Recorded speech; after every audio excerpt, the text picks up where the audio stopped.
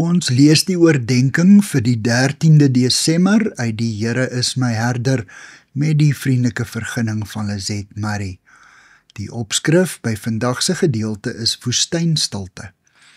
Ons teksvers kom uit 1 Konings 19 vers 9 en daar staan: Toe het die woord van die Here tot hom gekom en vir hom gesê: Wat maak jy hier, Elia? Die woestyn was vir die mense in Bybelse tye belangrik, omdat dit 'n plek van afsondering, maar ook van ontvlugting was.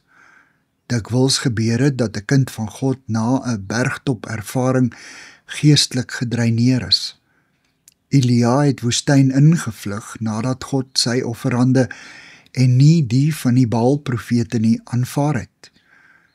Koningin Isabel wou hom laat doodmaak en hy het geen sin meer in sy lewe gesien nie. Die enigste manier waarop ek my geestelike krag kan herwin, is om my terug te trek in God se teenwoordigheid, sodat hy my kan versterk en bemoedig vir my reis vorentoe. In die stilte van my woestynskuiling kan hy met my praat. Terwyl ek sonder skanse by hom sit, kry hy weer kans om my met sy liefde aan te raak en vir my sy pad van hoop en nuwe moontlikhede te wys. Ek het vandag meer as ooit sulke plekke en tye van afsondering en stilte nodig. Wanneer God vir my vra, wat maak jy hier, my kind? Moet ek eerlik vir hom kan sê, ek weet nie, Here, wys U vir my. Ek moet met 'n oop gemoed vir hom vra, wie is ek? Waar pas ek in? Wat is my gawes? Hoe wil U my verder gebruik?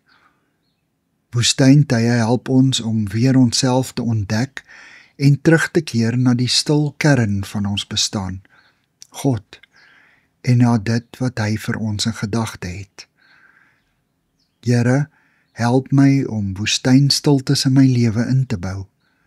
Amen. Dankie vir die saamkuier. Ek deel Lizet se kontak en webblad besonderhede in die inligtingsparagraaf van hierdie voorlesing. Daar is ook skakels na voorlesings van Lizet se ander publikasies wat op hierdie platform beskikbaar is.